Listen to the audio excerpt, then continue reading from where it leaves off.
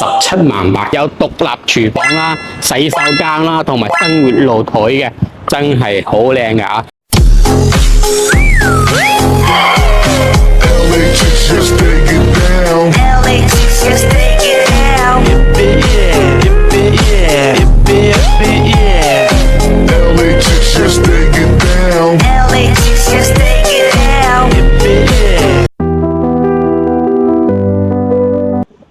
Hello， 龍哥啊，上一期呢，我哋都帶大家睇咗一套98000嘅單位啦。咁今日呢，我又嚟到呢度位置啦，揾到一套呢更加啲筍嘅盤俾到大家嘅。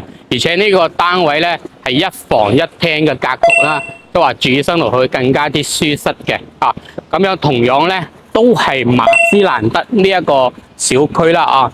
呢度位置嘅話呢。今日介紹嘅係47個方，178000就可以拎低嘅一房一廳嘅單位，同樣嘅有獨立廚房啦、洗手間啦，同埋生活露台嘅，真係好靚嘅啊！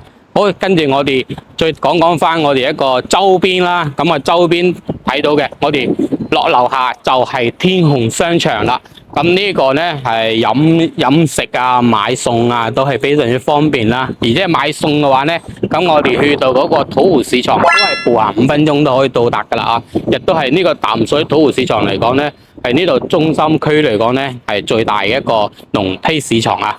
好啦，咁啊再講翻我哋中意食飲茶啊，同埋食飯啊、宵夜啊嗰一個地方啦。咁啊，飲茶嘅地方呢，就順心酒家同埋我哋嘅正哥酒樓呢，24小時都係開放嘅，都係全天都有茶飲嘅啊，都可以食到點心啦。咁亦都係有我哋客家餸啊，喺呢度都可以食到嘅啊。同樣其他嗰啲周邊嘅一個飲食呢，都係非常之多嘅，因為我哋嘅地標 CBD 嗱，成傑一中心就喺隔離啊，冇錯啦。呢度咧就係我哋惠陽最高嘅一個寫字樓啦，成傑一中心啊。再講翻我哋一個食完飯或者平時去邊度散下步啊、消遣下都係有嘅喎。嗱，中意散步嘅朋友咧，或者中意跑步嘅朋友咧，咁呢度咧過去就有我哋一個惠陽區政府嘅市政府廣場啦。咁同樣嘅行落些少呢度位置咧，就有我哋嗰個冰水公園啦，同埋我哋一個體育公園嘅，咁健身設施啊，全部都係非常之完善嘅嚇。仲有我哋呢一個位置呢，咁中心嘅係連，就算即係話醫院啊，都話有身體唔舒服 check 一 check 翻嘅話呢，都係有嘅。一係最近我哋呢度呢，就係一個3甲級嘅一個三和醫院啦，或者再往前些少呢，係我哋一個惠陽嘅一個中醫院嚟嘅，都係比較做咗好長時間醫療配套嘅話呢，都係比較完善啦。跟住我哋鏡頭睇翻我哋今日介紹嘅一房一廳嘅單位，178000就可以拎低㗎啦。好啦，跟住鏡頭我哋一齊去睇下。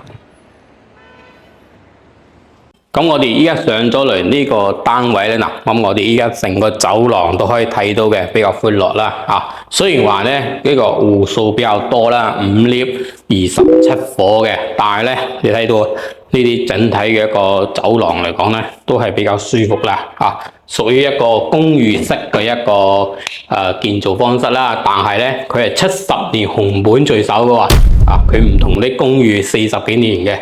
咁我哋入到嚟啦，呢個整體一個客廳啊、廚房啊、洗手間啊，都係有獨立嘅。所以話咧，咁一個細啲嘅一個單位，可以價錢又咁平買到嘅話咧，真係執到嘅嚇。入門咧可以改翻呢啲係原始嘅交付嘅嗰種門啦，同埋鎖嘅，咁都係買嚟都可以換一換翻嘅。加上咧，你睇到啦，咁我哋成個一個呢個單位嘅話咧，都係比較乾淨企理嘅嚇。咁基本上咧都可以做到拎包入住啦。咁嗱，先睇翻呢度啦，屬於一個獨立嘅一個廚房位置啦。咁佢仲係好處咧，就係通咗天然氣嘅。呢度燃氣爐啊、油煙機啊，呢啲全部都有安排好咗噶啦，升盤呢啲啊。都話一兩個人住嘅話咧，咁個細單位嚟講咧，真係住起身嚟會比較舒服啦，因為價錢唔高啊嘛，單價3800就可以拎低啦，178000啫。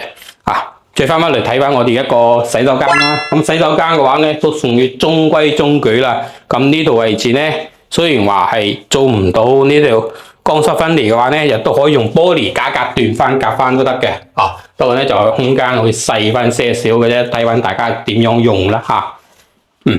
咁啊客廳咧，咁啊客廳就舒服啦。客廳嘅話咧，咁我數數有幾多個磚啦？一個、兩個、三、四、五、六。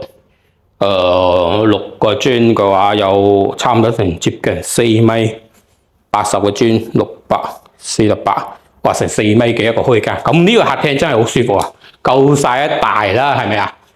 咁啊電視擠喺度啦，係嘛？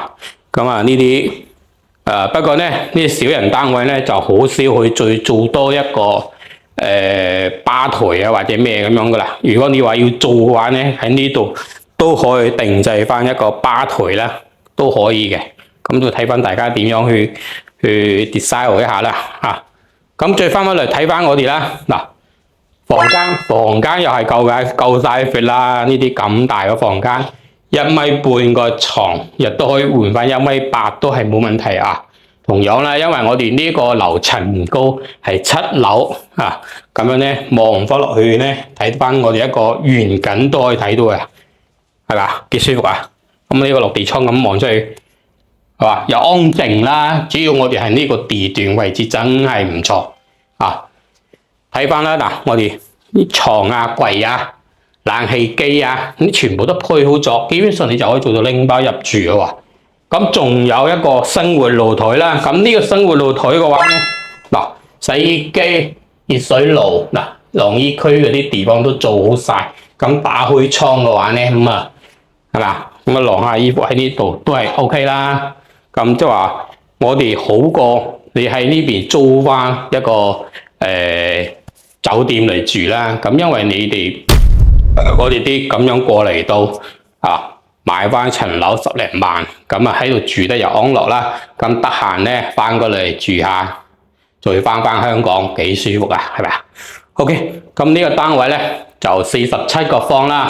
47.32個方啊！咁我哋依家賣幾多錢啊？178000就可以拎低噶啦，而且咧咁我可以做到拎包入住嗰隻，都唔需要點樣去改造噶啦，搞衛生就可以啦嚇。OK， 咁啊有興趣咧，咁啊都可以上嚟睇翻啦。下期節目我哋再見。